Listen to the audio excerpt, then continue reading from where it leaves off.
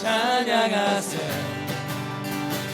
찬양하세 찬양하세 왕께 소리 높여 찬양 드리세 찬양하세 찬양하세 찬양하세 찬양하세 찬양하세 왕께 소리 높여 찬양 우리 한 번 더 찬양하세 찬양하세 찬양하세 찬양하세 찬양하세 왕께 소리 높여 찬양 드리세 찬양하세 찬양하세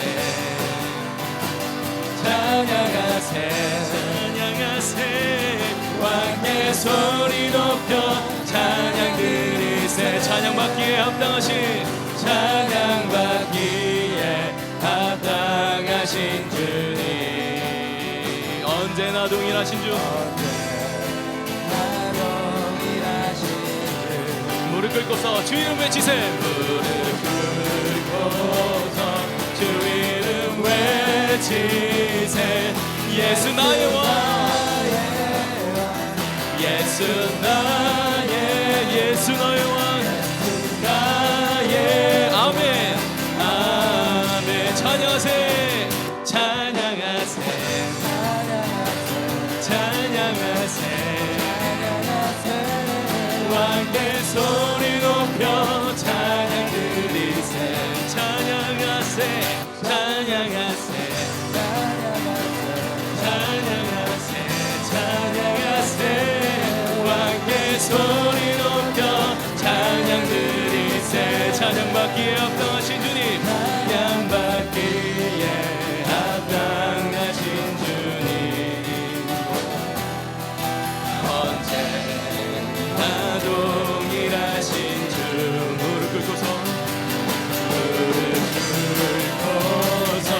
주 이름 외치세 예수 나의 왕 나의 왕 예수 나의 예수 나의 왕 예수 나 아멘 아 찬양받기에 합당하신 주님 찬양받기에 합당하신 주님 아멘 언제나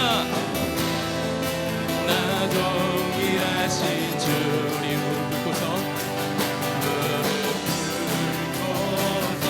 주 이름 외치세 예수 나의 왕 예수 나의 왕 나의 예수 나의 왕 예수 나의 예수 나의 왕 예수 나의 예수 나의 왕 예수 나 한 번 더 예수 나의 왕 예수 나의 왕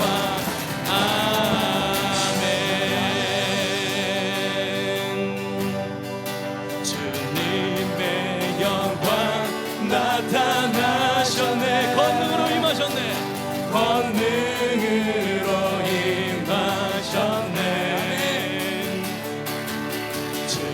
죽음에서 날 살리신 주 성령 놀라우신 하나님 놀라우신 주 하나 주님의 영광 이곳에 나타나셨네 주님의 영광 나타나셨네 권능으로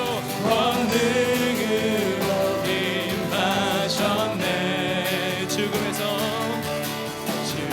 죽음에서 날 살리신 주 성령 놀라우신 주 하나님 할렐루야 주의 나라가 할렐루야 주의 나라가 먼자는 눈을 뜨며 할렐루야 임하소서 저는 자는 걷게 되리 나는 선포하리 만왕의 왕 예수 주의 나라 임하 주님의 영광 나타나셨네 주님의 영광 나타나셨네 권능으로 임하셨네 죽음에서 날 살리신 주 성령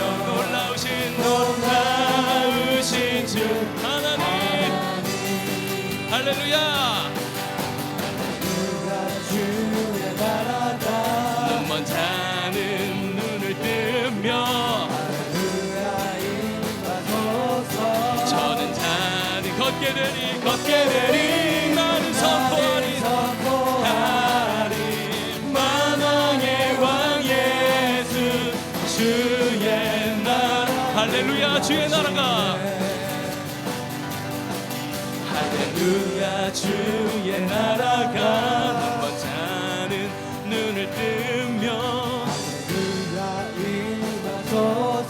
저는 자는 걷게 되리 나는 선포하리 만왕의 왕 예수 주의 나라 나는 선포하리 나는 선포하리 만왕의 왕 예수 주의 나라 한 번 더 선포하겠습니다. 나는 선포하리 나는 선포하리 만왕의 왕 예수 주의 나라 임하시네 주의 나라 임하시 한 번 더 주의 나라 임하시네 주의 나라 임하시네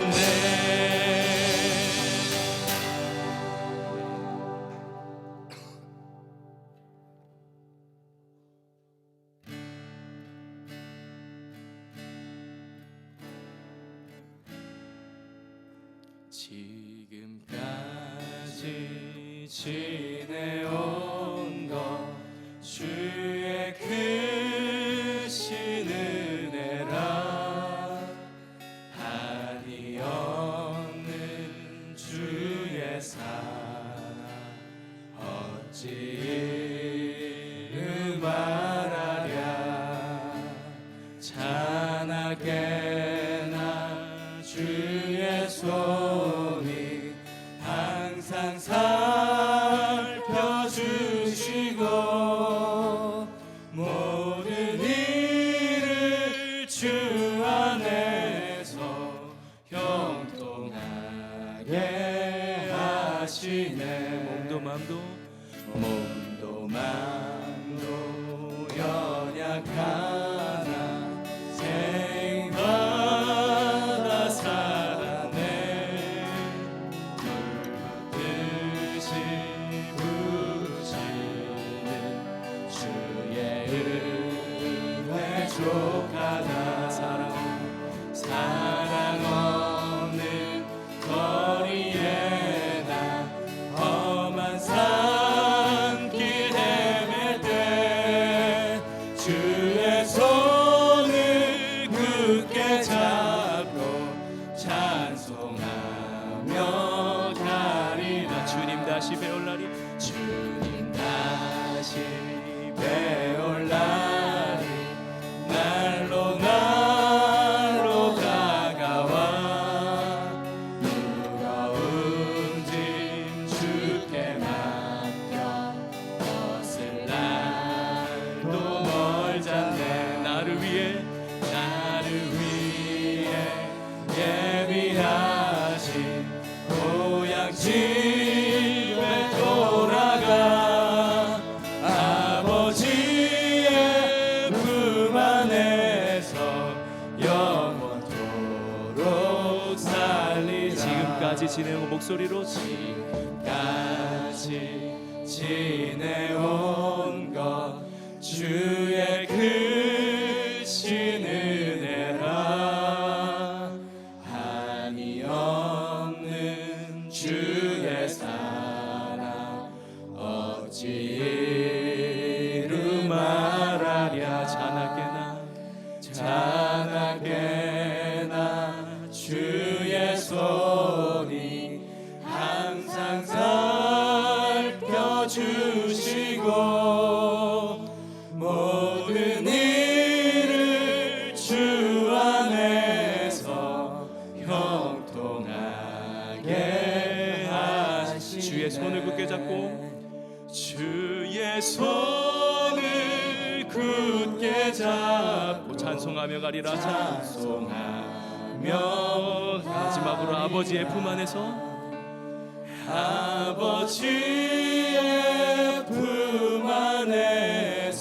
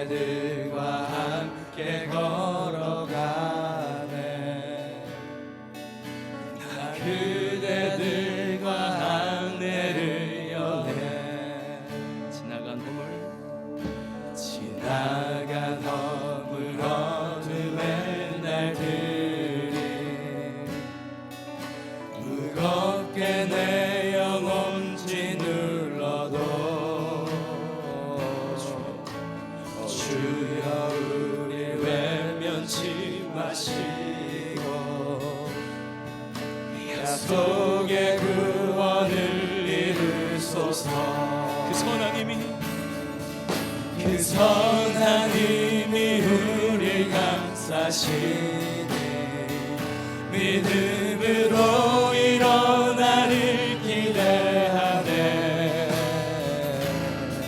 주 언제나 우리와 함께 계셔.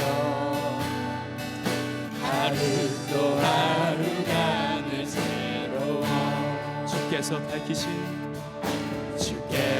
밝히신 작은 촛불이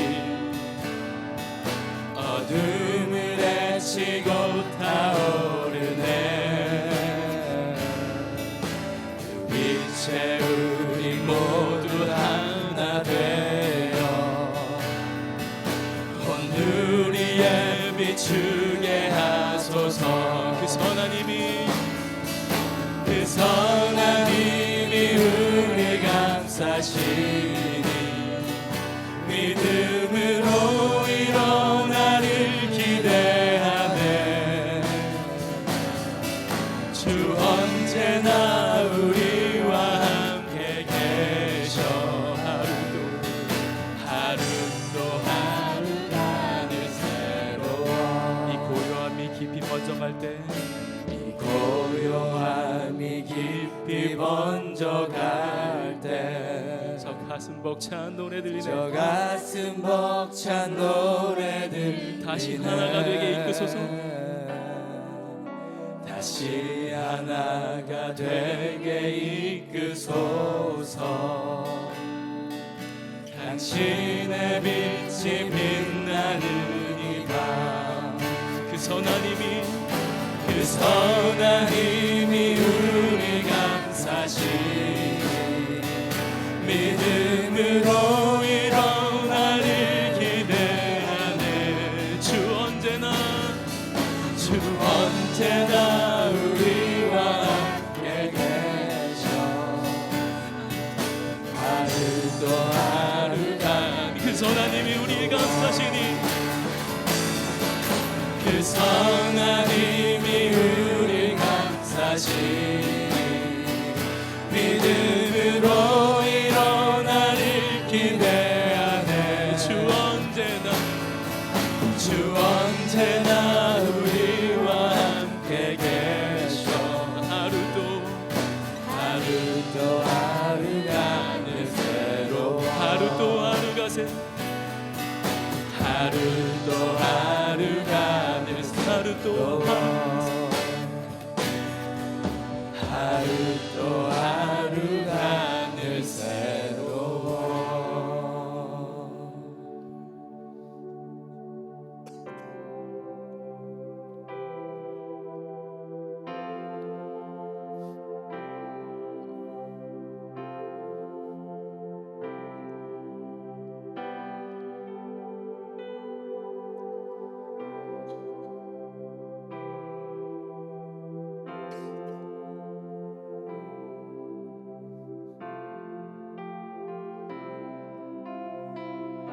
먼저 그 나라와 의를 구하라. 먼저 그 나라와 의를 구하라. 그 나라와 의를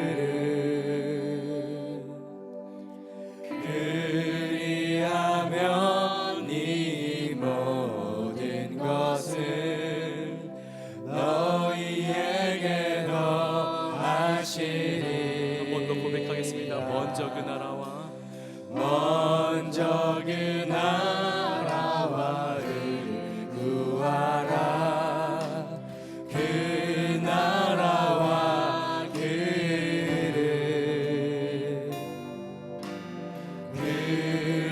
그리하면 이 모든 것을 너희에게 더하시리. 아멘. 할렐루야. 할렐루야.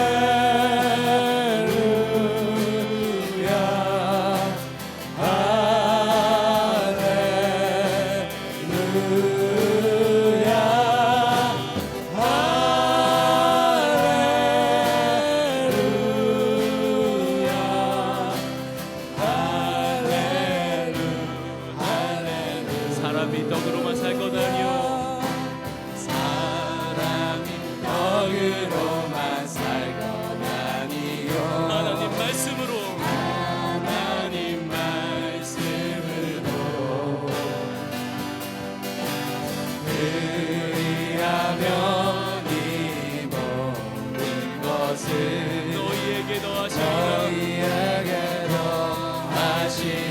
할렐루야.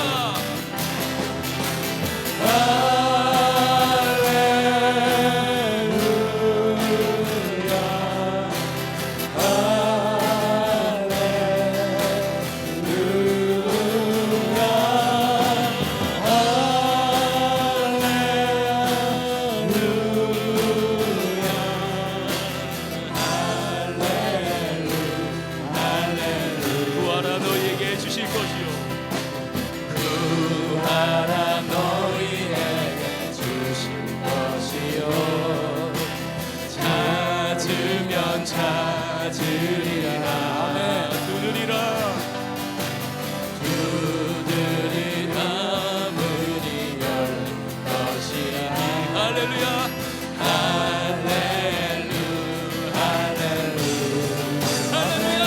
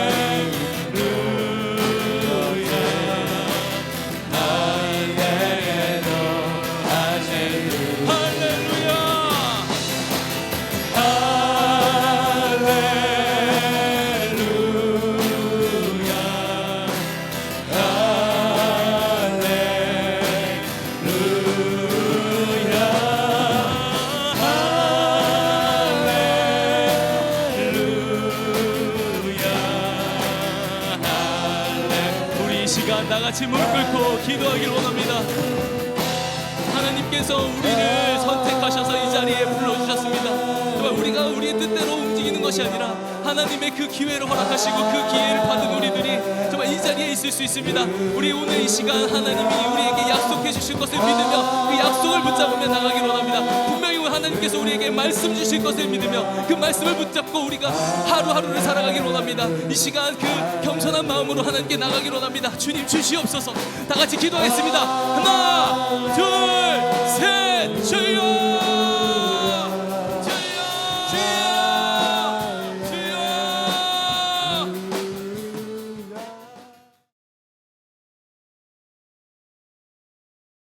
같이 사도신경 암송함으로 우리의 신앙을 고백하도록 하겠습니다. 전능하사 천지를 만드신 하나님 아버지를 내가 믿사오며 그 외아들 우리 주 예수 그리스도를 믿사오니 이는 성령으로 잉태하사 동정녀 마리아에게 나시고 본디오 빌라도에게 고난을 받으사 십자가에 못 박혀 죽으시고 장사한 지 사흘 만에 죽은 자 가운데서 다시 살아나시며 하늘에 오르사 전능하신 하나님 우편에 앉아 계시다가 저리로서 산자와 죽은 자를 심판하러 오시리라. 성령을 믿사오며 거룩한 공예와 성도가 서로 교통하는 것과 죄를 사하여 주시는 것과 몸이 다시 사는 것과 영원히 사는 것을 믿사옵나이다. 아멘. 할렐루야. 우리 다시 한번 옆에 있는 분들과 인사할까요? 안녕하셨습니까? 하고 우리 오늘 김승희 집사님이 기도하신 것처럼 저에게나 우리 교회에게는 아주 뜻깊은 날이 됩니다. 물론 우리 교회 뜻깊은 날이 뭐 한두 번 있었던 것은 아닌 것 같아요. 그런데 오늘은 특별히 뜻깊은 날입니다. 제 앞에 우리 선교사 파송패가 하나 있는데 이게 이제 줄리안 선교사님에게 드릴 거예요. EM 때 우리 교회에 와서 은혜 받고 그치? 우리 교회에 와서 은혜 받고 성령 받고 하나님 믿고 하나님의 자녀 되고 신앙생활 하다가 이제 미얀마로 선교사로 파송받는 줄리안에 대해서 이야기를 하고자 하는 것이 아니고 가서 하는 사역에 대해서 이야기를 좀 먼저 나눴으면 합니다. 우리가 가서 하려는 사역은 고아원 사역입니다. 근데 이걸 어떻게 설명을 해야 될지, 우리는 문득 그냥 고아원 사역이라 그러면 가난하고 굶주린 아이들 입혀주고 먹여주는 사역이라고 생각하는데, 저는 물론 그것도 하고는 싶지만 그것만을 하기 위해서 고아원을 세우자고 생각은 시작하지 않았던 것 같아요. 제가 하고 싶은 고아원은 미얀마라는 나라를 바꾸는 고아원이었습니다. 여러분도 잘 아시다시피 미얀마라는 나라는 굉장히 가난하고 기독교인이 아주 적은 국가입니다. 가난한 나라를 제가 이렇게 몇 번 다니다 보니까 나라가 왜 가난해지는지를 어느 정도 알 수 있었던 것 같아요. 그 중에 큰 거는, 그 중에 하나는 나라를 이끄는 사람들이 국민을 위해서 사는 것이 아니고 대부분 자기를 위해서 정치를 하는 것 같아요. 그리고 국민들이 잘 살기를 원하는 것이 아니고 자기가 잘 살기를 원하기 위해서 어쩌면 국민들을 이용하는 것 같은 생각이 좀 들었습니다. 그래서 저는 생각하기를, 만약에 정말 국민을 위하는 지도자가 나오면 이 나라가 잘 살겠다라는 생각을 했습니다. 그것만 생각했으면 저는 목사가 아니고 사회주의자가 되겠죠.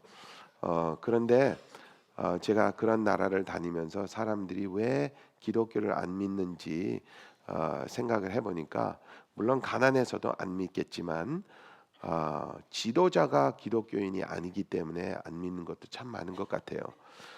기독교가 와전이 돼가지고 기독교가 이렇게 우리에게 좋은 것이라는 것을 잘 이해를 못하기 때문에 사람들이 기독교를 선뜻 받아들이지 못하는 것 같아요. 그래서 저는 생각하기를, 만약에 어떤 사람이 한 4살 때쯤부터 아이를 키워가지고 자녀 교육을 잘 시켜서 나라를 지도할 수 있는 지도자로 만들어서 기독교인의 지도자가 되는 사례가 있으면 나라가 참 잘 살겠다 해서 시작을 했습니다. 저희 고아원은 그래서 첫 해에는 4살짜리 아이를 한 명을 구할 겁니다. 왜 4살짜리를 구하느냐면, 사람의 뇌는 4살, 한 3살, 4살 때부터 자기의 그 생각을 굳히기 시작합니다. 그래서 4살부터 한 10살쯤 정도에는 자기 개인의 사상이죠. 개인의 그 세계관이라 그럴까? 그런 것들을 굳히게 됩니다. 그래서 4살 때부터 한 10살 때까지 기독교 교육을 잘 받고, 또 나라를 정말 위하고 다른 사람을 사랑하고 나라를 위해서 희생할 수 있는 생각을 이렇게 집어넣어주면, 자기가 커서 20살이 되고 30살이 됐어도 자기 마음속에 그 생각을 버리기가 굉장히 어렵습니다. 그래서 그것을 심어주기 위해서 첫 해에는 4살짜리를 한 명을 구할 거예요. 두 번째는 또 4살짜리를 2명을 구할 겁니다. 그러면 첫 해에 들어왔던 아이는 5살이 되겠죠. 두 번째 들어온 아이는 4살이고, 그러면 3명이 되겠죠. 3년째는 3명, 그럼 몇 명이 되죠? 6명이 되죠. 첫 번째 들어온 애는 6살, 5살, 4살 이렇게 해서 6명이 되겠죠. 네 번째 해는 4명을 구할 겁니다. 그럼 몇 명이 되죠? 10명이 되죠. 그 다음에 5년째는 5명을 구할 겁니다. 그럼 몇 명이 되죠? 15명이 될 겁니다. 그래서 매년 한 명씩 이렇게 더해다가 보면 한 10년 정도가 되면요, 굉장히 커집니다. 그 아이가 한 14살 정도 됐을 때는 아마 뭐 한 60명, 70명 이렇게 될 것 같아요. 가난한 아이들을 불러오는 것이 아니고 정말 고아원, 부모가 없는 고아들을 데려다가 교육을 시키려고 합니다. 아마 한 20년 정도 지나면 이제 걔네들이 24살, 25살 이렇게 될 거 아니에요. 그리고 걔네들이 대학을 갈 거면 미국으로 초대를 해가지고 미국에서 좋은 대학교를 보내고 싶어요. UCI라든지 뭐 샌디에고라든지 UCLA 주로 요 동네 보내는 게 좋겠지, 그죠? 물론 공부를 아주 잘하면 하버드도 보내고 뭐 프린스턴도 보내고 그러려고 합니다. 그것은 이제 우리 교회가 책임을 지고 교육을 시켜야 되겠죠. 그런 다음에 그 녀석들이 미얀마로 돌아가면 정치가도 될 것이고 변호사도 될 것이고 의사도 될 것이고 사업가도 될 것이고 아마 그쯤 되면 그 녀석들이 하나 모임을 이렇게 만들어 가지고 결국에는 한 2, 30년이 지나면 그 중에서 시장도 하나 나오고 한 3, 40년이 지나면 도지사 정도 나오지 않을까 생각합니다. 그러다가 한 4, 50년 정도 지나면 대통령도 나오지 않을까 생각합니다. 그 사역을 계속해서 하고 우리가 있는 그 고아원 분지를 조금씩 넓혀서 결국엔 거기다가 학교를 세우고 대학교도 세우고 병원도 세우고 이럴 계획입니다. 하나님께서 허락해 주시면 언젠가 이루어지겠죠. 제가 여러분께 말씀드렸듯이 사람의 마음은 한 4살에서 한 10살 때 그냥 굳어져 버려요. 사실은 그래서 우리가 어른들을 전도해서 하나님의 사람을 만들기가 쉽지 않습니다. 왠지 아세요? 그 사람의 마음은 이미 굳어져 있기 때문입니다. 그래서 오늘은 그런 말씀을 좀 드리려고 합니다. 제자도는 이제 이미 끝났고 제가 한 2주 정도 다른 토픽을 좀 꺼내 가지고 여러분과 함께 생각을 좀 해보려고 합니다. 어떨 때는 우리가 인생을 살면서 이제 분별력이라고 그러죠. 내가 지금 무엇을 하고 있으며 앞으로 이런 일 때문에 어떤 일이 일어날 것이라는 것을 잘 생각을 못하고 살아갈 때가 참 많습니다. 그래서 세월이 지나고 이제 우리의 인생이 이제 어떤 한 방향으로 흘러가기 시작하면 어떨 때는 후회도 하고 어떨 때는 이렇게 걱정도 하고 그렇습니다. 오늘은 부모와 자식 간의 관계에 대해서 여러분과 함께 좀 이야기를 좀 나누려고 합니다. 제가 왜 이 토픽을 구했느냐면 아무리 생각해도 금년이나 내년에는 우리 교회에 정말 아주 좋은 일들이 많이 일어날 것 같아요. 문제는 하나님께서 우리에게 좋은 일을 주셔도 어떤 경우에는 내가 그것을 준비하지 않고 있으면 하나님께서 주신 그 큰 복이 복으로 다가오지 못할 때가 굉장히 많습니다. 예를 들자면 어떤 사업가가 돈을 왕창 많이 벌었다고 생각합시다. 근데 그냥 그 집안이 이제 개차반이 돼 버렸어.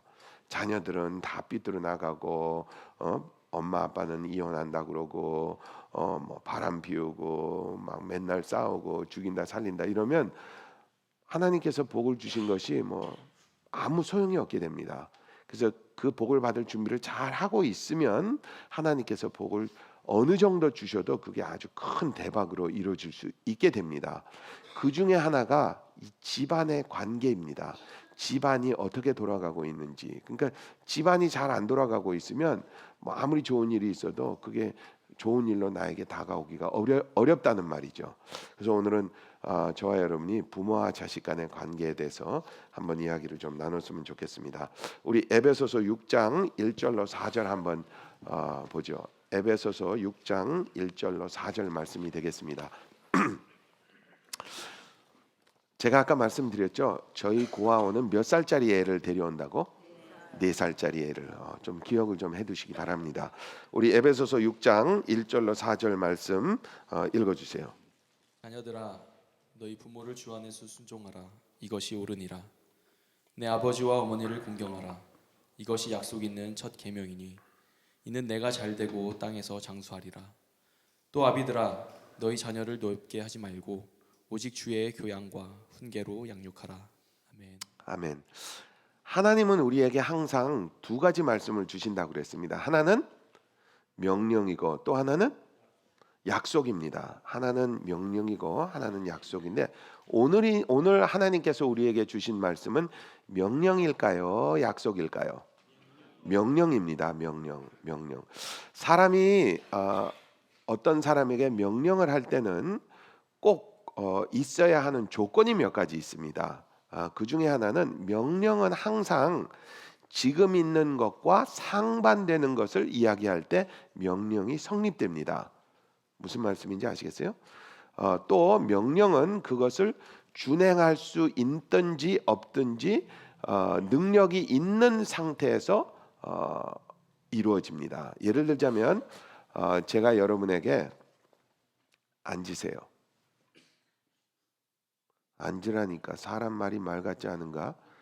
앉으세요. 이러면 여러분 좀 이상하죠? 왜 이상합니까? 제가 여러분께 명령을 드렸는데 여러분이 이미 그것을 하고 있어요. 하고 있는 사람에게 명령을 하는 것은 좀 또라이입니다. 성립이 안 되는 얘기죠. 그러니까 하나님이 여기서 우리에게 명령을 했을 때는 우리가 그것을 하기 어렵든지 하지 않고 있을 때 명령이 성립됩니다. 그러니까 우리가 지금 이걸 못 한다는 얘기죠. 못 하고 있으니까 이렇게 해라라고 한다는 말이죠. 또 하나 있어요. 제가 우리 이 상 보고 절로 옮겨 이 녀석아. 좀 이상하죠? 명령을 받는 그 대상이 명령을 준행할 수 있는 능력이 있든지 없든지에 상관이 있다고 말씀을 드렸습니다. 제가 책상 보고 절로 옮겨 그러면 책상은 그 명령을 순종할 수 있는 능력이 없기 때문에 내가 옮겨 그러면 저만 바보 되는 거죠.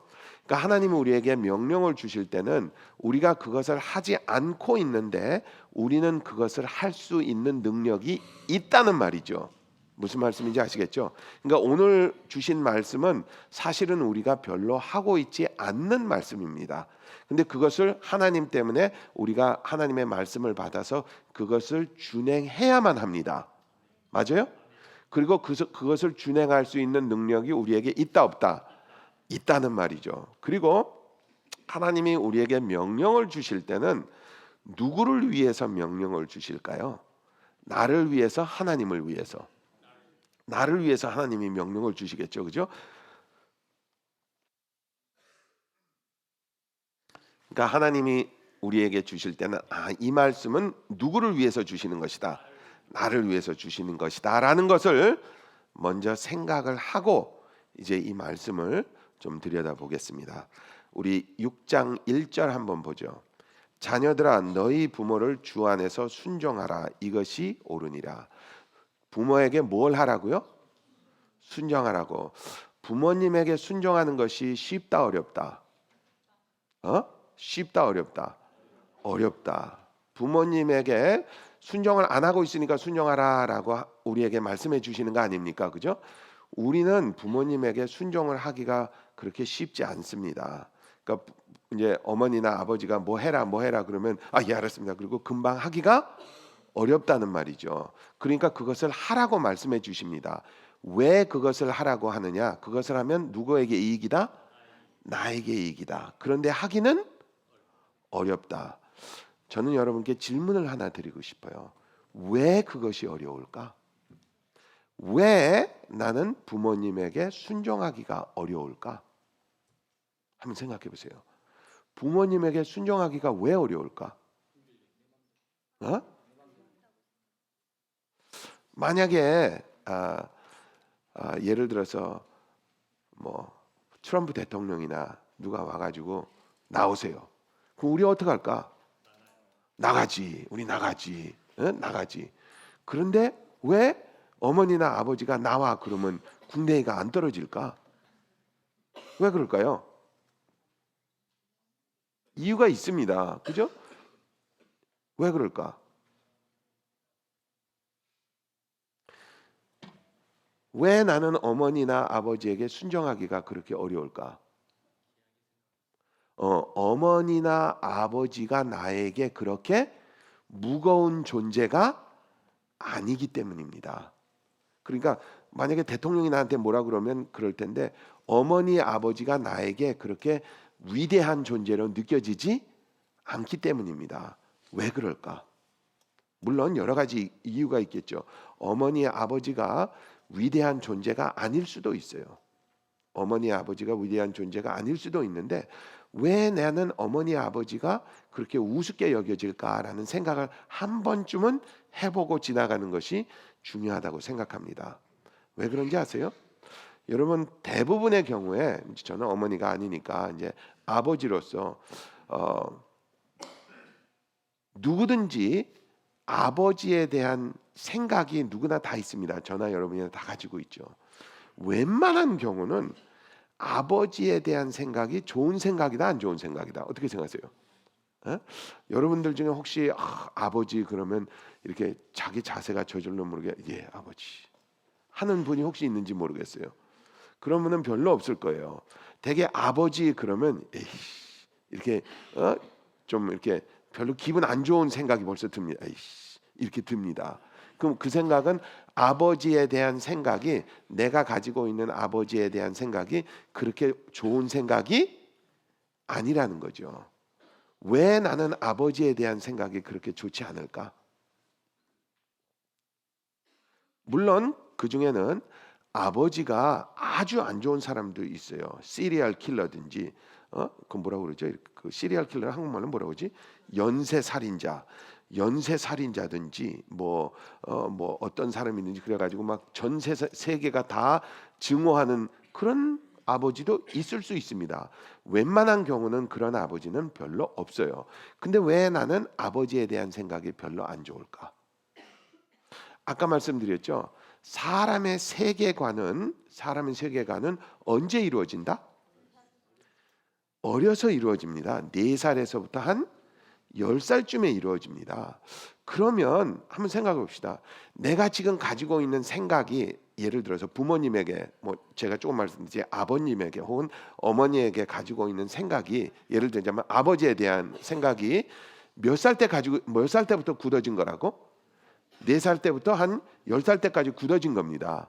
그러면 만약에 내가 4살 난 아이를 이렇게 쳐다보면 그 녀석이 분별력이 있다 없다? 어떻게 생각하세요? 분별력이 별로 없습니다. 자녀들은 분별력이 별로 없잖아요. 걔가 이렇게 뜩 보고 우리 아버지는 뭐 어떤 사람이야, 우리 아버지는 이런 사람이야. 이걸 분별하기가 굉장히 어렵습니다. 저나 여러분이나 어른이 돼가지고 과거를 돌아보고 아버지를 이렇게 보면 아 저분이 이런 사람이었구나라는 거는 알 수 있는데 4살에서 10살짜리 아이가 아버지를 보고 아 우리 아버지는 이런 사람이에요 저런 사람 생각하기가 어렵죠. 그런데 아까 그 녀석의 생각은 그때 들어갔다고 그랬지 않았습니까? 그럼 어떻게 그 안에 들어갔을까? 그것은 어머니에게서부터 들어왔습니다. 그러니까 저나 여러분이나 이렇게 생각해 보면 내가 가지고 있는 어머니에 대한 생각, 아버지에 대한 생각은 주로 어려서 들어간 거예요. 그죠? 뭐 그런 사람도 있을 수도 있어요. 뭐 아니요, 목사님. 제가 뭐 16살 때 우리 아버지가 뭐 나를 이렇게 해 가지고 저렇게 해 가지고 내가 뭐 이렇게 했으면 좀 있으면 그런 얘기도 하겠지만 그런 경우도 가끔은 있겠지만 웬만한 경우는 내가 가지고 있는 부모님에 대한 선입견이 내가 가지고 있는 부모님에 대한 세계관이 옛날에 들어온 거예요. 그러면 가만히 생각해 보면 소스가 어디 있느냐면 아버지에 대한 생각은 어디서 왔어? 어머니에서 온 거고 어머니에 대한 생각은 아버지에 대해서 왔습니다. 가만히 생각해 보면 그래서 웬만한 경우에 내가 아버지에 대한 생각이 혹은 어머니에 대한 생각이 별로 안 좋은 분들은 자기가 따로 생각을 해봐야 됩니다. 왜냐하면 선입견은 이미 가지고 있는 것이 아닙니까? 그건 옛날에 들어온 것이거든. 그래서 어른이 된 후에 어머니나 아버지에 대한 생각을 자세히 해보는 것이 참 중요합니다. 요즘 우리 집안에 아이들이 있잖아요. 그죠? 매더나 헌터를 이렇게 보면서 저는 자꾸 그런 생각이 들어요.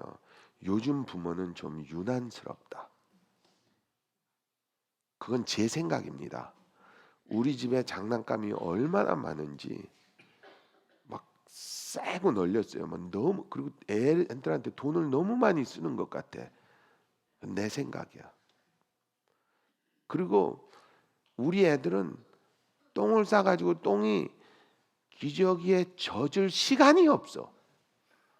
똥이 나오는 순간에 빼버리니까. 저한테는 그렇게 느껴져요. 그리고 막 너무 유난 막 닦고 막 그러는 것 같아요. 그 생각해봤어요.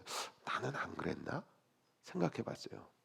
제가 이제 기억을 해보니까 텍사스에서 LA로 이사 올 때 우리 자나단 장난감을 버린 것만이 한 추억은 될 것 같아요.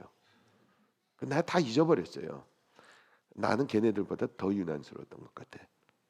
그러니까 제가 이렇게 보니까 부모는 자식을 위해서 진짜 뭐든지 다 해주는 것 같아. 똥 싸면요, 똥 다 만져, 다 만지고 막 그래. 근데 이상한 거는 어른이 돼서 내가 그것이 느껴지지 않는다는 거예요. 그러니까 물론 우리 어머니도 저기 앉아 계시지만 내 부모가 나를 위해서 그렇게 똥기저귀 갈아줬다는 생각이 든다 안 든다? 안 든다는 거예요. 나는 다 내가 컸지, 그지? 내가 커서 내가 학교 다니고 내가 돈 벌고 내가 저절로 컸지. 언제 우리 어머니 아버지가 해줬어라는 생각이 내 생각 안에 지금 들어가 있어요. 근데 철이들 내가 요즘 우리 아이들을 이렇게 보니까 가만히 생각해 보니까 물론 우리 집에서는 할머니도 그래요. 할머니, 저 할머니, 이 할머니 말고 저 할머니. 매도의 할머니가 뭐 똥 싸면 다 가려.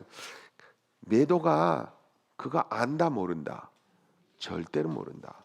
매도가 나중에 20살이 되고 25살이 되고 그러면 지 할머니가 그거 해준 거 몰라요. 다 자기가 혼자 잘한 것 같고 그 우선 떡하니 할머니 보면 늙은 할머니가 지나가니까 자기 할머니 이러겠지. 사람이 언제 철이 드는지 아세요?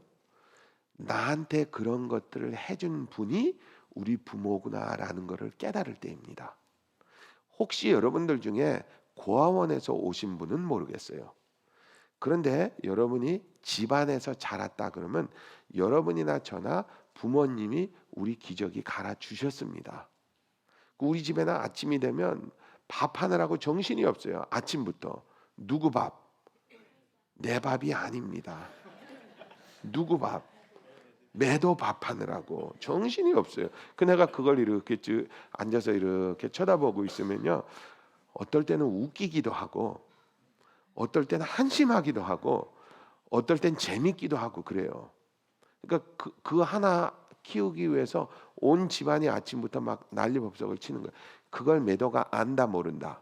모른다는 거예요. 성경에 보면 부모에게 뭐라고? 순종하라 그래요. 언제 사람이 부모에게 순종하게 되는지 아세요? 내가 자랄 때 우리 부모가 나에게 이렇게 해줬구나 라는 것을 깨닫기 시작하면 부모에게 순종하게 됩니다. 아멘. 물론 여기서 말하는 부모에게 순종하라라는 말은 누구의 권위 안에서 순종하라는 것입니까? 하나님의 권위 안에서 부모에게 순종하라는 것입니다.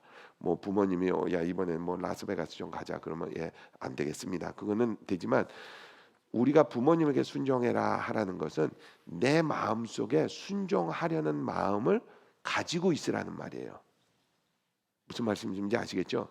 이것을 가지고 있으면 누구에게 이익이다? 나에게 이익이다. 그러니까 내가 왜 우리 부모에게 나는 순종하기가 어려운가를 가끔은 생각해 보는 것이 중요하다고 생각합니다. 우리는 그거 다 까먹었기 때문이에요. 왜냐하면 나는 기저귀 찬 기적이 전혀 없습니다. 기억이 없어요. 근데 제가 이제 철이 들어서 자녀들이 이렇게 잘하는 거 보니까 이런 거는 생각나요. 저는 대학교 다닐 때까지 오줌을 싼 것 같아요. 놀라지도 않네. 다 그랬나 봐. 초등학교 때도 오줌 참 많이 싼 것 같아요. 그 오줌 싸면 제가 이렇게 오줌 싸면 항상 이불을 제가 이렇게 덮어놨어요. 빨리 말르라고. 그 제가 제 언더웨어 다 이렇게 해놓으면 누가 그거 빨아놨을까? 우리 아버지가 빨아내.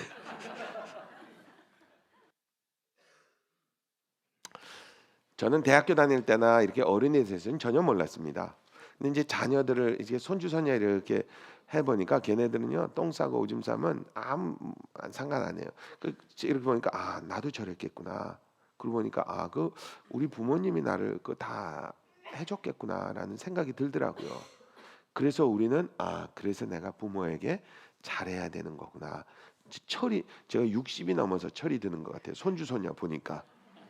사실은 그래서 성경에 보면 우리는 별로 순종을 잘 못하고 있습니다, 부모님에게.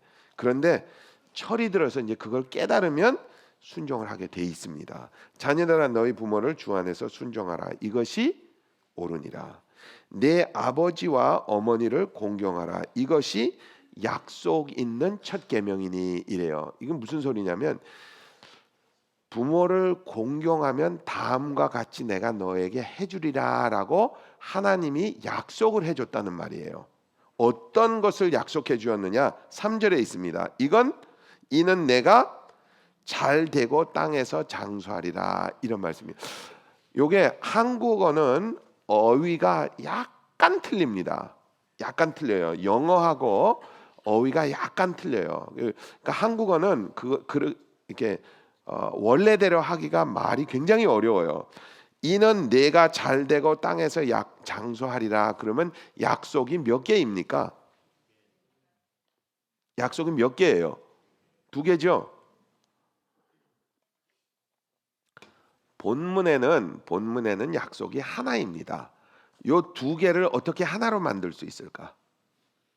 한번 보세요. 3절에 보면 네가 그렇게 하면 이는 내가 잘 되고 땅에서 장수하리라라고 약속을 주셨다는 말이죠. 그죠? 그런데 그 약속은 2개가 아니고 하나입니다. 워낙에. 그러면 이걸 어떻게 바꾸면 하나가 될까? 네가 이렇게 하면 네가 세상에 살면서, 그러니까 우리는 장수한다고, 그러니까 오래 사는 걸로 이렇게 생각이 돼요. 그게 아니고 네가 사는 동안에, 네가 오래 사는 동안에 뭐 하리라? 행복하리라. 이렇게 말씀해 주십니다. 그러니까 예를 들어서 한번 생각해 보세요.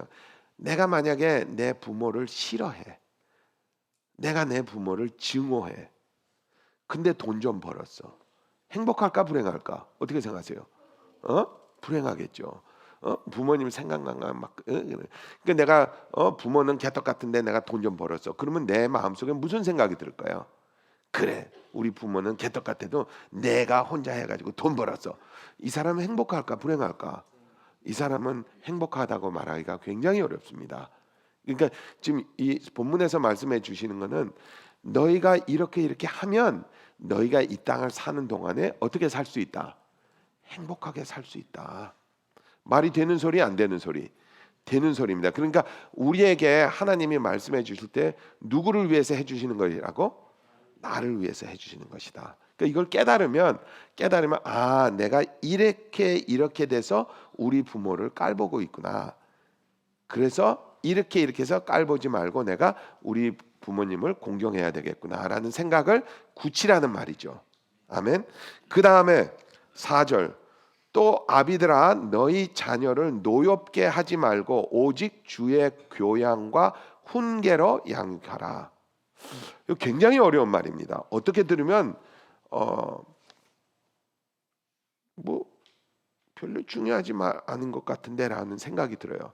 아까 말씀을 드렸죠. 하나님께서 우리에게 명령을 주실 때는 우리가 그걸 하지 않고 있을 때라고 그랬습니다. 그죠? 그러니까 우리 잘 한번 봅시다. 또 아비들아 너희 자녀를 노엽게 말고 이랬습니다. 그러니까 부모가 부모로서 자녀들을 노엽게 하고 있다 하고 있지 않다. 노엽게 하고 있다는 소리예요. 그죠? 혹시 여기서 저나 여러분이나 자녀들이 있는데 내가 자녀를 노엽게 하고 있어요 하는 사람은 별로 없을 것 같아요. 나는 우리 자녀를 노엽게 하고 있어요 하는 사람은 별로 없을 것 같아요. 그런데 성경은 우리가 그렇게 하고 있다 안 하고 있다? 하고 있다는 거예요. 그러면 우리가 질문을 해야 됩니다. 뭐라고 질문해야 될까요? 언제 내가 우리 자녀를 노엽게 합니까? 라고 질문을 해야 됩니다. 그 질문의 대답은 다음과 같습니다. 여러분의 자녀는, 여기서 말하는 이 자녀는 아까 말한 4살에서 10살 난 아이들이 아닙니다. 여기서 말하는 자녀들은 머리가 큰 놈들이에요. 18살 이후에 있는 애들입니다. 그런데 부모는 아까 말씀드렸듯이 부모는 자녀를 보면 자꾸 뭐라고 얘기를 해주고 싶어요. 그죠? 뭐 하면 야 이거 해라. 명령을 해주고 싶어요. 그죠? 청소해라. 공부해라, 뭐 해라, 머리 깎아라, 바지 좀 올려라, 이런 거 자꾸 이런 거 얘기하잖아요. 이 머리가 큰 녀석이 그걸 딱 들으면 제일 먼저 생각나는 것이 뭡니까? 부모를 공경하고 있어요. 얘네들이 어떻게 하고 있어요? 부모를 깔보고 있는 상태거든. 근데 깔보고 있는 상태가 너 바지 올려 그러면 제일 먼저 드는 생각이 무슨 생각일까? 에이씨, 그 생각이죠. 그죠? 에이씨, 우리 부모는 아유 저희 영감태가 또 저러고 있네. 그런 생각이 들어요. 내 마음속에 뭐가 든다고? 화가 든다는 거예요. 화가 든다는 거예요. 사람은 참 이상합니다. 사람은 누구든지 명령을 받으면 웬만한 경우에 내가 그 사람을 아주 존경하지 않고 있는 상황에서는 화가 나요. 화가 나요. 제가 예를 들어 드릴게요. 우리 뒤에 보면 지금 저기 한 대여섯 분 정도 뒤에서 네 줄까지 앉아 있는 분들 계세요. 빨리 일어나서 이 앞으로 좀 오세요. 빨리 다 앞으로 일어나서 오세요. 그 왜 교회 와서 거기 뒤에 앉아? 앞에 앉아. 앞에. 다 앞에 앉아. 여기 받아야 성령을 받는 거야. 여기 앉아. 빨리 오세요. 저쪽도 저 왜 저렇게 뒤에 앉는지 모르겠어. 자, 스탑. 돌아가세요. 제가 만약에 목사라서 여러분이 지금 이야기하니까 앞에 있는 분들은 잘 모를 거야. 어이구 지금 이러고 있지. 왜 그런지 아세요? 뒤에 있는 사람 마음속에 뭐가 있기 때문에, 화가 났기 때문에. 아니 뭐 교회 완 무슨 아무리 뭐 목사님 다 벌써 나오는데 벌써 다 그러고 있어요. 이게 그 왜 그런지 아세요? 어른들은 명령을 받기를 굉장히 싫어합니다. 명령을 받기를 굉장히 싫어요. 그런데 부모는 자녀를 보면 항상 뭐를 해주고 싶다? 명령을 해주고 싶어요. 그러니까 부모가 우리에게, 그러니까 자녀들이 항상 화가 나는 거야. 여기서 말하는 자녀들은 18살 이상짜리를 이야기합니다. 그러니까 부모로서 자녀들에게 명령을 하면 아니 됩니다.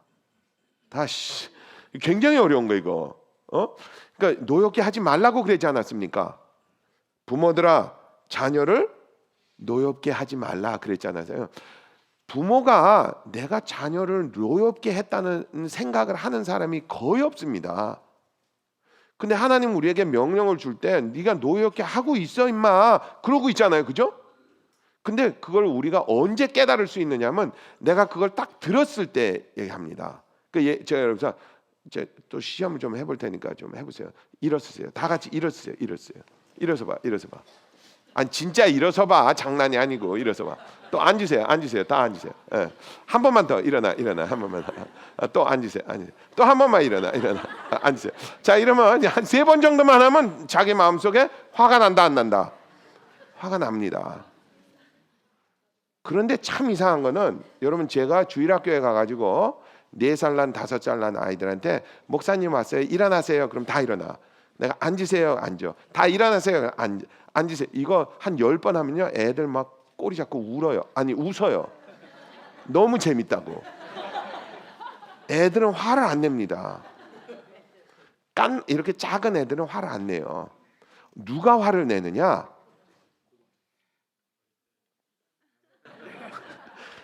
내가 어른이라고 생각하는 사람이에요.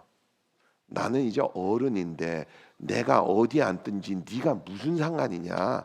내가 학교를 다니는 내가 다 알아. 다 아는데 뭘 또 저렇게 얘기를 하는 거야. 그런 사람한테는 명령을 하면 화를 내게 됩니다. 그래서 부모는 이게 18살이 되면 절대로 애들한테 이래라 저래라 하면 안 돼요. 절대로 이래라 저래라 하면 안 됩니다. 언제 이래라 저래라 하면 된다? 고아원 나이 때 4살에서 언제까지? 한 10살 때까지는 계속 트레이닝 시킬 수 있어요. 뭐 교회 가자, 기도해라. 요즘 우리 매도 얼마나 기도 잘하는지 몰라요.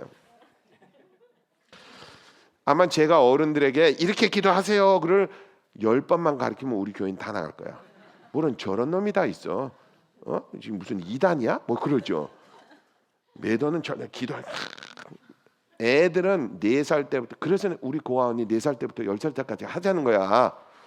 그러니까 그때 애들의 마음이 다 결정. 그때 애들에게 뭐든지 주입시킬 수 있어요. 문제는 애가 커서 14살, 15살, 16살이 되면 이게 커지면 그 다음에는 안 들어가.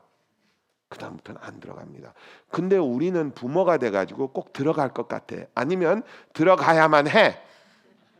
그러니까 거기다 막 쑤셔 있는 거야. 그러니까 아이들이 그걸 딱 들으면 어떻게 된다? 화가 나는 거야. 아까 여러분들에게 제가 부모님에 대해서 별로 좋지 않은 생각은 우리가 어렸을 때 들어왔습니다 라고 말씀을 드렸어요. 그런데 여러분들 중에 한 반은 이런 생각을 하셨을 겁니다. 나는 아닌데 그러셨을 거예요. 맞아요. 아닙니다. 왜냐하면 여러분 우리들의 부모들 중에 한 반은 지금 제가 말씀드렸던 것을 잘 몰랐기 때문에 계속 내가 머리가 컸는데도 쑤시려고 한 거야. 그러니까 내 마음속에 뭐가 들은 거야? 부모에 대한 화가 난 거예요. 내가 부모님을 이렇게 따라가야 되겠다, 공경하고 순종해야 되겠다는 생각이 들어온 것이 아니고, 우리 부모님 그냥 나를 못 살고 그냥 이런 생각으로 가득 차게 됩니다. 그래서 어른이 되면 절대로 아이들에게 이래라 저래라 하면 어렵습니다. 이제 여러분들 중에 이제 그런, 목사님 큰일 났네요, 그런 사람이 있을 거예요. 우리 아이는 이미 컸는데요. Too bad. 없습니다. 그러면 아이들을 가르칠 수 있는 방법이 이제 끝난 걸까요? 이제 어른이 된 자녀들이에요. 방법이 끝난 거는 아닙니다. 단 한 가지 방법으로 어른이 된 사람을 가르칠 수 있게 됩니다. 언제인지 아세요? 그 사람이 나에게 질문을 했을 때만 가능합니다. 그러니까 질문을 하지 않은 경우에 계속 쑤시려고 그러면 화가 날 뿐이에요. 그런데 어머니, 아버지 이런 거는 어떻습니까? 하고 질문을 해오는 경우에는 그거에 대한 대답은 해줄 수 있어요. 그러면 그건 들어갑니다. 사실은 그래서 제가 우리 교회는 자꾸 질문을 하라고 그래요. 왜냐하면 설교를 듣는다든지 뭐 이러면요 아무 소용 없어요. 왜냐하면 그냥 앉아가지고 그냥 온 가지 잡생각이 다 들어가잖아. 거기다가 요즘은 또 전화도 있으니까 뭐 산지상 다 이게 우리가 교회 와서 배우는 게 별로 없게 됩니다. 근데 언제 어른이 배우게 되느냐면 내가 무엇인가 궁금해서 누구에게 물어볼 때입니다. 이거는 어때요? 하고. 그러니까 자녀가 부모에게 어머니, 아버지 이거는 어떻게 하는 거예요? 뭐 엄마 된장찌개 어떻게 끓이는 거야? 그러면 이제 나면서 된장찌개는 이렇게 끓이는 거야. 그러면서 거기다가 나중에 양념을 조금 섞을 수는 있어요. 근데 네 방도 조금 치웠으면 좋을 것 같아. 그럼 그냥 은근히 이렇게 쓱 들어가 다음에 그걸 잘 넣어야지. 너무 많이 넣으면 이게 소금을 갑자기 너무 많이 넣으면 어떻게 되죠? 자, 그러면 음식을 상해. 그러니까 된장찌개도 따라 버려버려. 그러니까 그걸 살짝 집어넣어야 됩니다. 이게 넣기가 굉장히 어려워요. 그러니까 이렇게 된장찌개는 이렇게 만들 이렇게 깨끗하게 이렇게 잘 썰어서 넣어야 되는 거야. 근데 네 방도 좀 깨끗했으면 좋겠어, 그지? 하고 그냥 지나가야지. 너는 그래 그 방이 그게 뭐냐 돼지우리냐 그게 넌 된장찌개 아무리 끓이면 뭐해 넌 방이 이런데 뭐 이러면 곤란하게 돼. 그러면 이제 애들이 그냥 에이씨 그래요. 이게 어른이 이제 점점 커질수록 어른이 자꾸 이렇게 명령을 하게 되면요. 애들이 자꾸 싫어하게 됩니다. 그리고 이렇게 화가 나게 돼요. 혹시 이런 분들 계실지도 몰라요. 목사님, 저는 자녀들이 한 번도 안 물어봅니다. 그런 분도 계세요. 그건 할 수 없어요. 당신은 가르칠 수 있는 자격을 이미 상실한 분입니다. 왠지 아세요? 그 자격이 언제 상실됐을까? 이제 그걸 좀 생각해 봐야 됩니다. 그러니까 어른이 됐을 때는 이미 기회가 이제 없어졌다고 그랬잖아요. 그러니까 언제 애들한테 넣어야 된다? 말랑말랑할 때, 4살 때부터 10살 때까지. 4살 때부터 10살 때까지 아이들에게 교육을 시키는 방법이 2가지가 있습니다. 하나는 쑤셔 있는 거예요. 이래라 저래 뭐 기도해 이렇게 쑤셔 있는 방법이에요. 요거는 전 교육을 다 가르치기에 부적절합니다. 시간이 너무 없어. 배워야 될 게 얼마나 많은데 그걸 그냥 하려면 애도 피곤하고 나도 피곤하고 못해요. 두 번째 방법이 있습니다. 그게 뭘까요? 본을 보이는 겁니다. 본을 보여. 애들은 4살 때부터 10살 때까지 부모를 완전히 따라합니다. 왜 그런 거 있잖아요. 아빠가 이렇게 쉐이빙 하고 있으면 4살 난 애가 아빠 옆에 서서 하고 있어요. 여러분 애들 밥 먹이고 뭐 이러는 거 제일 좋은 게 사람들이 막 밥을 먹고 있으면 애들도 막 빨리 먹어야 돼. 같이 따라하게 되고 막. 그러니까 애들이 그 어렸을 때 한 4살에서 10살때까지 뭐를 보여야 된다? 본을 보여야 됩니다. 본을. 근데 이제 우리는 저나 여러분이나 분별력이 없었기 때문에 애들 키울 때 그런 생각을 한다 못한다. 못하고 나 살기 바쁘니까 나 먹고 살기 바쁘니까 애들을 그냥 팽개쳐 버립니다. 그리고 나는 그냥 돈만 버는데 정신이 빠져가지고 그냥 그렇게 살아버려요. 그러니까 애들이 그걸 보고 이제 그때 4살 때부터 10살 때까지 그게 이제 완전히 이렇게 굳어져 버려요. 그걸 언제 부모가 깨달으냐? 애들이 이제 커서 이렇게 어느 날 뜩 보니까 이게 16살인데 이놈 새끼가 아직까지 담배 피고 이 새끼가 미쳤나? 하고 이제 그때 집어넣으려고 그러니까 된다 안 된다? 안 되는 거야. 그러니까 이제 4살 때부터 10살 때까지 부모가 정말 행동 거지를 조심해야 됩니다. 누구를 위해서? 나를 위해서. 내 자녀가 나를 따라하니까. 그래서 한번 생각해 보세요. 어린아이가 있는데 한 4살짜리가 있는데 엄마 아버지가 아침마다 일어나가지고 책상에 앉아가지고 둘이서 주님 감사합니다. 애가 뜨거워서 주님 감사합니다. 배울 거 아니에요. 이거를 1년, 2년, 3년 어머니가 아버지가 어머니를 어떻게 대해주는지 굉장히 중요합니다. 여러분들 중에 혹시 이런 분들 있으세요? 아버지는 내가 모르겠는데 어머니가 너무 졸로 보여.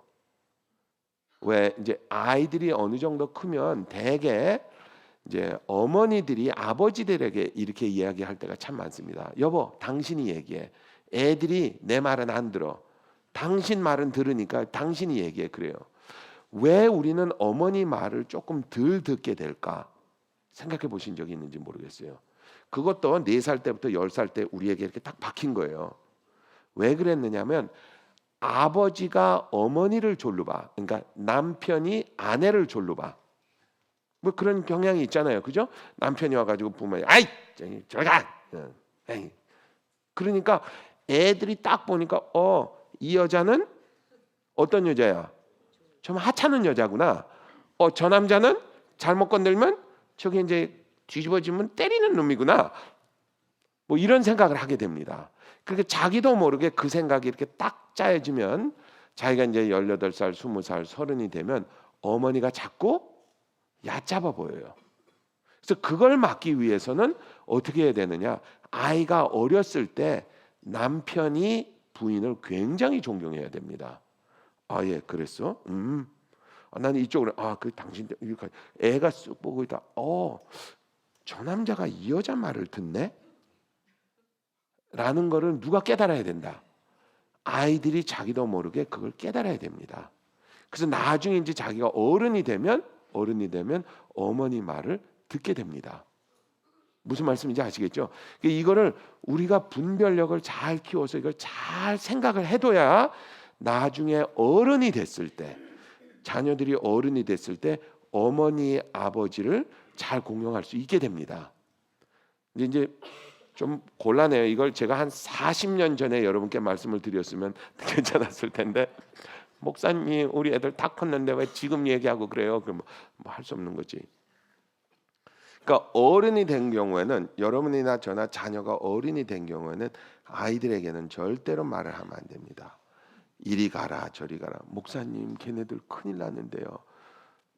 누구 잘못?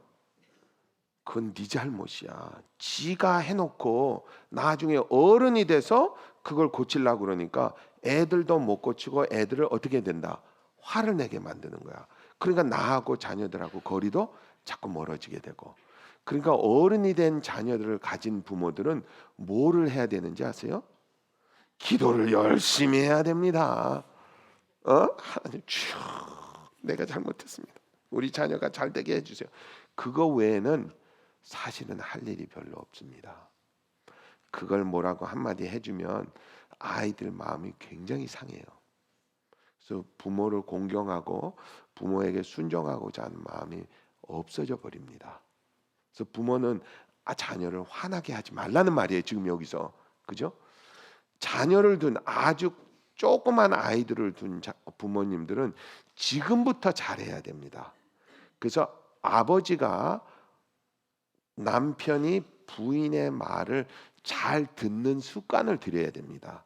그러니까 내가 아내에게 어떻게 대하는 것이 나중에 자녀들이 내 아내를 어떻게 보는지가 결정이 난다는 거예요. 4살에서 10살 때까지. 맞는 말이죠. 그죠? 그러니까 그런 것들을 여러분이나 저나 잘 깊이 생각을 해가지고 이게 이런 거구나라는 걸 깨달았으면 좋겠습니다. 그 중에 하나가 이제 예 중에 하나가 저나 여러분이나 교회 와가지고 이렇게 신앙생활을 하는데 하기가 굉장히 어려워요. 하기 어려운 데는 이유가 있습니다. 왜냐하면 누구든지 다 교회를 오면 교회라는 데가 그렇게 이렇게 중요하거나 신중하게 느껴지지 않기 때문에 신앙생활하기가 참 어렵습니다. 맞아요, 틀려요? 교회라는 데가 막 이렇게 왜 이런 경우가 별로 없어요. 이렇게 교회 나올 때 내가 교회 나가고 있구나. 할렐루야, 할렐루야, 하나님. 이런 생각 별로 없습니다. 우리 교회 나올 때 이러고 나와요.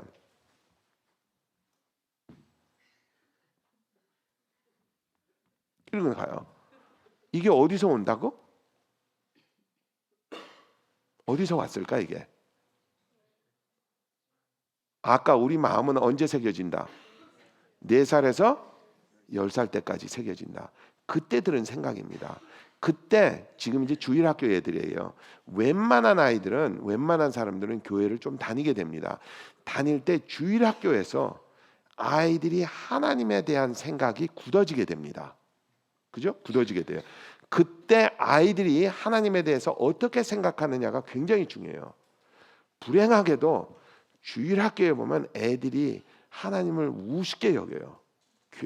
그때 이제 굳어지는데 어떻게 보면 알 수 있느냐면 아이들이 헌금할 때 보면 알 수 있습니다. 1불짜리 어떤 놈은 1불짜리를 이렇게 꾸겨 해가지고 집어넣어요. 그러니까 자기가 그렇게 하다 보니까 교회는 쓸데없는 돈 집어넣는 데가 교회야 이렇게 되어버려요. 그 자기 마음에 그게 이제 이렇게 자기도 모르게 그게 굳어지게 됩니다. 그러고 나서 이제 어른이 돼가지고 교회를 나올라서 자기가 이제 하나님을 좀 중요하게 여기고 하나님을 좀 이렇게 신중하게 섬기려고 하니까 이게 잘 안 되는 거야. 그리고 아마 교회 나오면 다 그런 생각 많이 할 거예요. 11조 꼭 해야 돼요. 뭐 이런 생각. 그게 다 어디서 온 거냐면 그때 온 거야. 옛날에는 1불 내도 됐는데 이런 생각하는 거예요. 그러니까 우리가 나의 마음이 언제 결정이 됐는지 그걸 먼저 안 다음에 내 자녀들에게도 그런 것들을 조금씩 가르쳐 줘야 됩니다. 그 저는 우리 부모들에게 그런 거를 먼저 가르쳐 주라고 이렇게 해드리고 싶어요. 아이들에게 11조 하는 습관을 꼭 들이게 해서 애들이 싫어합니다. 그런데 큰 애들에게는 하지 마세요. 여러분 대학교 다니는 애들, 야마 내가 용돈 줬는데 거기서 11조 내. 그러면 어떻게 되죠? 화가 납니다. 이제 집에 못 가겠네. 이래요. 괜히 집에 가면 저 영감 또 그럴 테니까 뭐 이러면 곤란합니다. 애들한테는 그러니까 큰 애들한테는 그렇게 하지 마세요. 그런데 4살, 5살, 6살 내내 너 이번에 할아버지가 이렇게 선물 줬지? 그 중에서 11조는 해야 돼. 아멘. 그리고 줘요. 합니다. 그게 버릇이 되면 자기 마음속에 하나님에게는 내가 이런 거를 드리는 거야. 그렇게 해서 나중에 20살, 25, 30이 돼가지고 은혜를 받았어. 그래가지고 교회를 왔어요. 교회 오면요 자기도 모르게 여기가 교회인데 라는 생각을 누구든지 하게 됩니다. 어렸을 때 그런 교육을 받은 아이는. 안 받은 아이는 안 된다는 거예요. 그래서 우리 교회 여러분들은 자녀 있는 분들, 특별히 어린 아이들은 꼭 그런 습관을 들이십시오. 그래서 이렇게 있으면 귀한 거, 이렇게 애들이 생각하기에 귀한 거, 5불짜리 10불 이거는 네가 드려야 돼. 그럼 예. 그리고 이렇게 드리는 습관. 그거 애들한테 그거 받아가지고 우리 교회 재정 충당하자고 제가 지금 이런 말씀 드리는 거 아닙니다. 우리가 부모를 존경하고 부모에게 순종하고 부모와 나와의 관계가 이루어지고 나와 하나님의 관계가 이루어지려면 이런 것들이 언제 이루어져야 된다고? 어렸을 때 이루어져야 된다는 거예요. 특별히 4살, 5살, 6살 요때 그게 다 굳어집니다. 그래서 그걸 저와 여러분이 알면 하나님이 왜 이런 말씀을 우리에게 하셨는지 이해를 할 수 있게 됩니다. 다시 한번 읽어볼까요? 자녀들아 너희 부모를 주 안에서 순종하라. 이것이 옳으니라. 내 아버지와 어머니를 공경하라. 이것이 약속 있는 첫 계명이니 이는 내가 잘되고 땅에서 장수하리라. 그러니까 우리를 위해서 하나님이 해주시는 말씀인데 나를 위해서 부모님이 어떤 일을 해주셨겠구나라는 걸 내가 깨달으면 할 수 있게 되는 일입니다. 4절 또 아비들아 너희 자녀를 노엽게 하지 말고 오직 주의 교양과 훈계로 양육하라. 교양과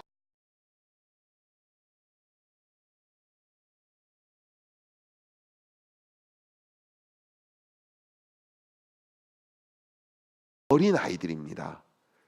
여기서 노엽게 하지 말라라는 소리는 어른들에게 이래라 저래라 하지 말라는 이야기입니다. 저와 여러분이 이거 깨달으면 금년에도 우리 가정에서 평화를 이루면서 살 수 있을 것 같아요. 아멘. 같이 기도합시다.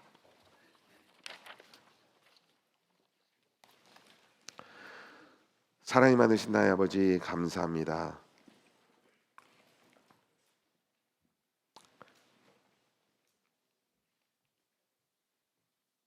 저희들 세상에 살면서 알지 못하기 때문에 일어나는 일이 참 많이 있었던 것 같습니다.